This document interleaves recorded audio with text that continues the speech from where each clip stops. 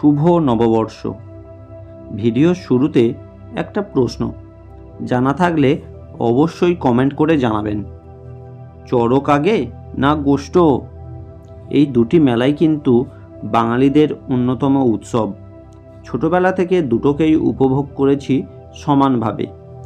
আমাদের মালিপুকুর গ্রামে হয় চড়ক মেলা আর ফতেপুরে হয় গোষ্ঠ মেলা। মালিপুকুরের চড়ক মেলার বিশেষ বৈশিষ্ট্য হচ্ছে চড়ক গাছ এবং সাথে ঘোড়ার দৌড়ের প্রতিযোগিতা।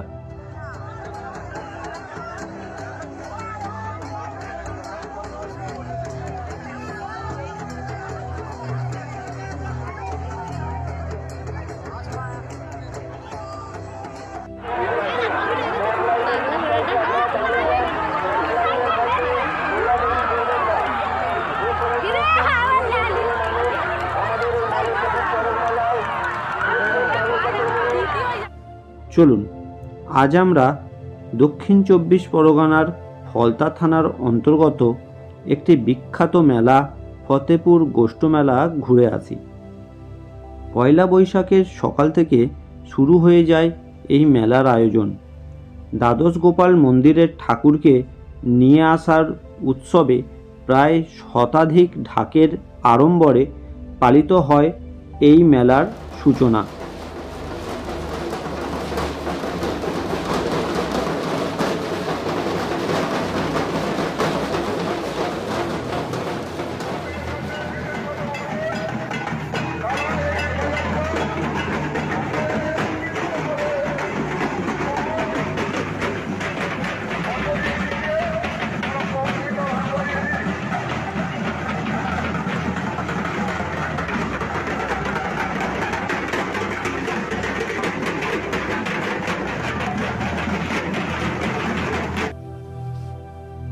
ঠাকুর আসেন পালকিতে, সাথে হাজার হাজার ভক্ত। এবছর তো মহিলা ঢাকিদের আয়োজনে মেলা শুরুটা এক অন্যরকম লেভেলে নিয়ে গিয়েছিল।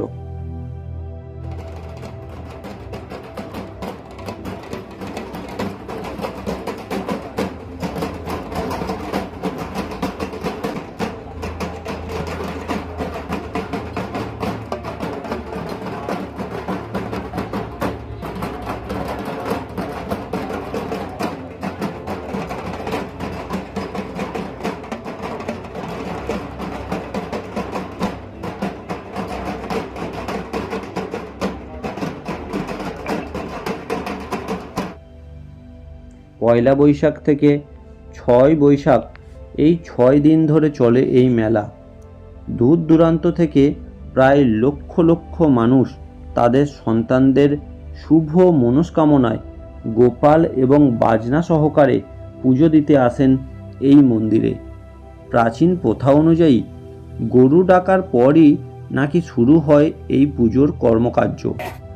2রা বৈশাখ থেকে 5ম বৈশাখ অর্থাৎ এই 4 দিন প্রত্যেক দিন রাতে যাত্রাপালা প্রতিযোগিতার আয়োজন করা হয়।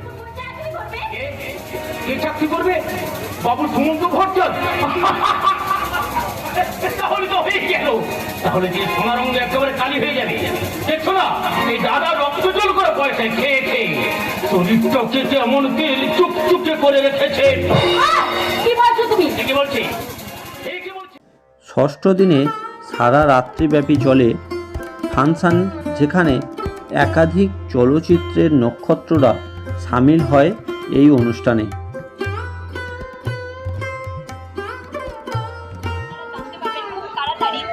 তাও আমি জেনে নিয়ে যাই যে কে আছে।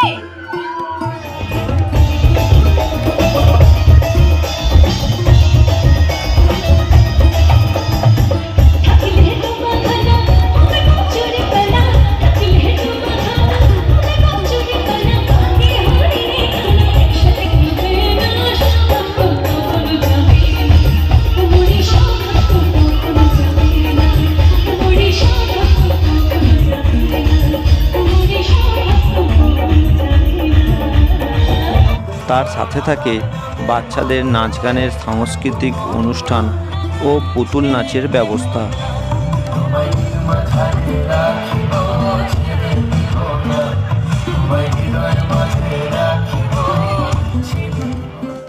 আকর্ষণীয় অনুষ্ঠানগুলির মধ্যে আরও একটি হলো গো অ্যাজ ইউ লাইক, অর্থাৎ যেমন খুশি তেমন সাজো প্রতিযোগিতা। আপনারা হয়তো মেলায় এই ধরনের অনুষ্ঠান প্রথমবার দেখছেন। হ্যাঁ, আমাদের এই গোষ্ঠ মেলায় শুধু এই যে অনুষ্ঠানের প্রতিযোগিতার আয়োজন করা হয় তা নয়, সাথে ভালো ভালো পুরস্কারের ব্যবস্থাও থাকে।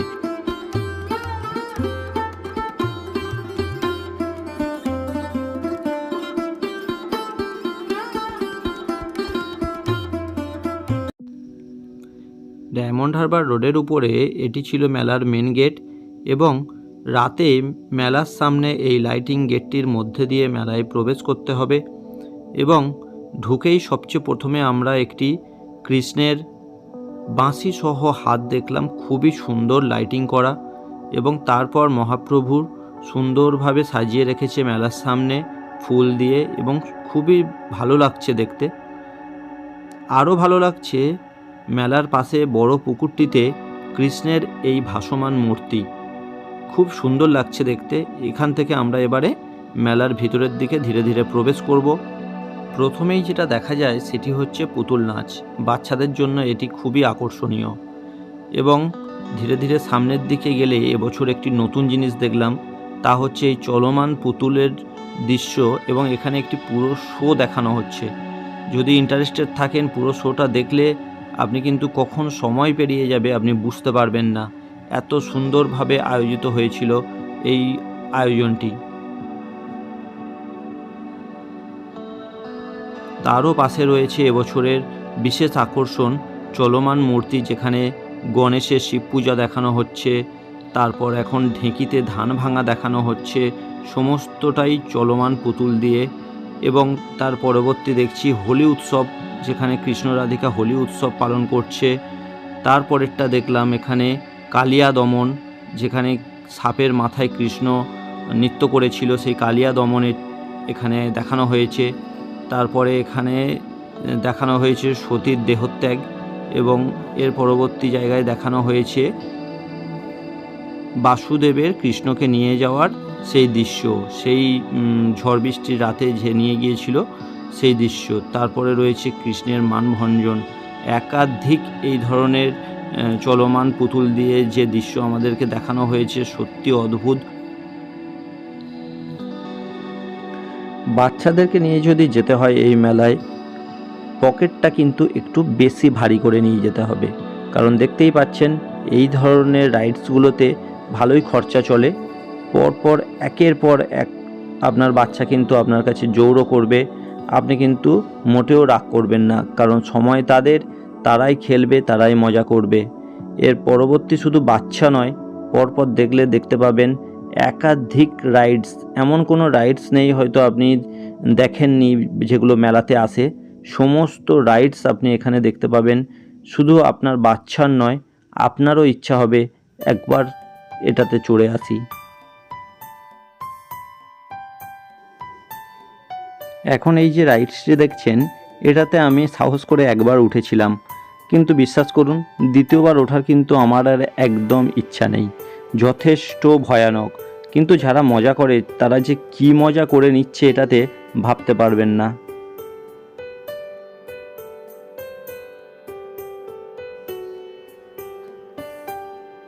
এবার দেখুন তো, এটা করেছেন কোনো দিন? যদি না করে থাকেন একবার ট্রাই করতে পারেন। আর এইটা বল ফেলে নাম্বারে সেই নাম্বারগুলো টোটাল করে যে নাম্বারটির সাথে মিলবে, বিভিন্ন প্রাইজের নাম্বার আছে, সেই প্রাইজটি পাওয়া যাবে। আশা করে দু একবার খেলেও দেখেছি, কিন্তু প্লাস্টিকের মগ ছাড়া বিশেষ কিছু আমি পাইনি। আপনারা যদি এর থেকে বেশি কিছু পেয়ে থাকেন তাহলে অবশ্যই কমেন্টে জানান যে এই গেমটি খেলে আপনি কি লাভ করেছেন।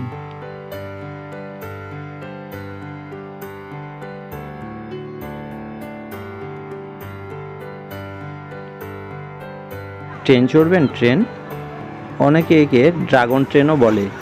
খুব একটা ভয়ানক নয়, বাচ্চার সাথে এর মধ্যে একবার উঠে দেখাই যেতে পারে, তবে হ্যাঁ বারবার চড়ার মতো নয়।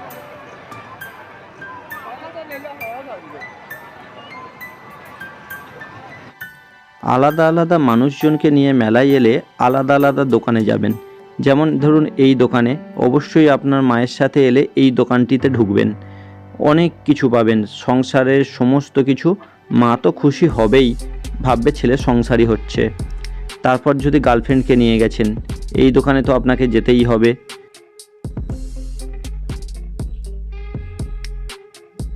এটি ছিল মেলার অফিস ঘর।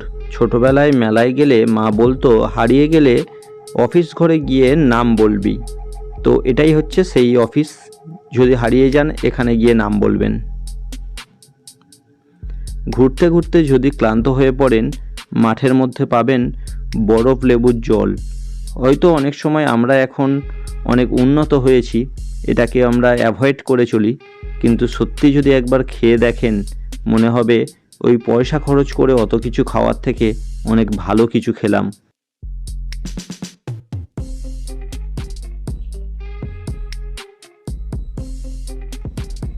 এটা দেখেছেন? লোভ দেখাচ্ছি আপনাদের। মেলায় এসে যদি এটা খেয়ে বাড়ি না গেছেন, তাহলে আর কিসের মেলা।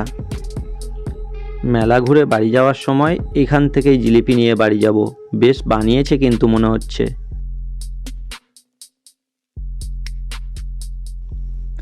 এখানে এক দাদা কারোর নাম নিজের মনে না লিখে হাতে লিখছে। দেখি তো কার নাম। না, দেখতে পেলাম না। চলুন এবার একটা রাইডসের মজা নেওয়া যাক।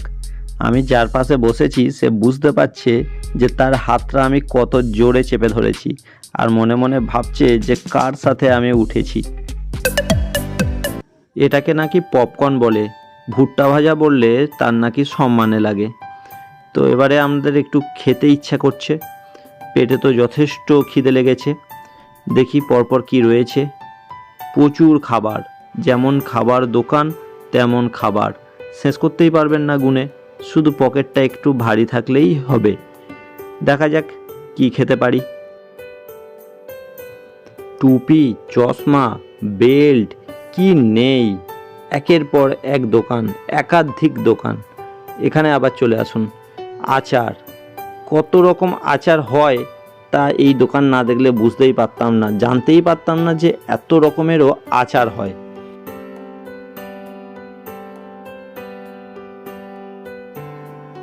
মেয়েদেরকে নিয়ে মেলায় এলে এই দোকানগুলো থেকে একটু অ্যাভয়েড করে যাবেন।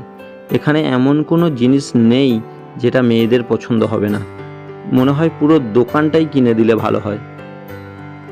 স্টিলের বাসনপত্র, অ্যালুমিনিয়াম, তামা, পিতল, প্লাস্টিক, কি নেই।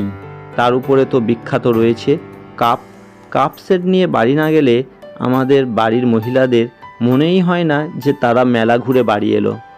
কাপ সেট তো নিয়ে যেতেই হবে, প্রত্যেক বছর নতুন নতুন কাপ সেট, তবেই বোঝা যায় যে হ্যাঁ আমাদের গোষ্ঠ মেলা আমরা সবেমাত্র পেরিয়ে এলাম। ঘুরতে ঘুরতে যদি গরম লাগে, তার জন্য রয়েছে ব্যবস্থা। একটা কিনে নিন 30 টাকা দিয়ে, আর হাওয়া খেতে খেতে মেলা ঘুরুন।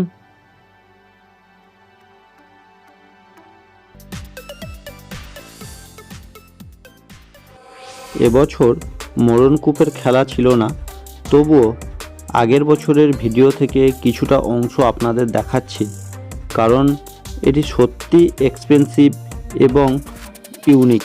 কারণ সব মেলাতে কিন্তু এইটা পাবেন না, অনেক ছোট বড় দোকান পাবেন কিন্তু এটা দেখতে পাবেন না।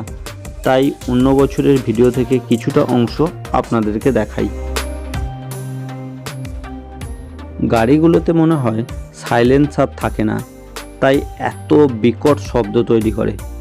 এই শব্দটাই যদিও এর পরিচয়, কারণ এই যে শব্দ, বাইকের এই শব্দ আমাদের দূর দূরান্ত থেকে বুঝিয়ে দেয় যে ওখানে মোড়নকূপের খেলা চলছে। মনটা করে যে একবার দেখে আসি। এদের এই খেলাটা যতটাই ভয়ানক ততটাই মারাত্মক এবং রিস্কও বটে, কিন্তু এরাও তো এদের জীবন জীবিকার জন্য এই খেলাগুলো আমাদের দেখায়। তো যাই হোক, দেখতে বেশ ভালো লাগে। এবং যখন সবগুলো গাড়ি একসাথে, মানে 3টে বাইক তার সাথে 2টো 4 চাকা গাড়ি যখন একসাথে ঘুরছে, তখন এই যে কাঠের তক্তা দিয়ে বানানো এবং লোহা দিয়ে বানানো টোটাল এই স্ট্রাকচারটাই নড়ছে। মানে ভয় তো লাগছে একরকম, আমাদের ভয়ের থেকে বেশি ভয় লাগছে যে কোনো কারণে যদি ওদের কিছু হয়ে যায়, হয়তো একটা বড় ক্ষতি, কিন্তু নয়, ওরা এতটাই এক্সপার্ট, অবাক করে দেওয়ার মতো এতটাই এক্সপার্ট, আমরা দেখছি আর অবাক হয়ে যাই। সূত্রের পরিপ্রেক্ষিতে এই খেলাটি দেখানো সম্ভব হয়, যদি আপনার জানা থাকে কমেন্টে অবশ্যই জানাবেন।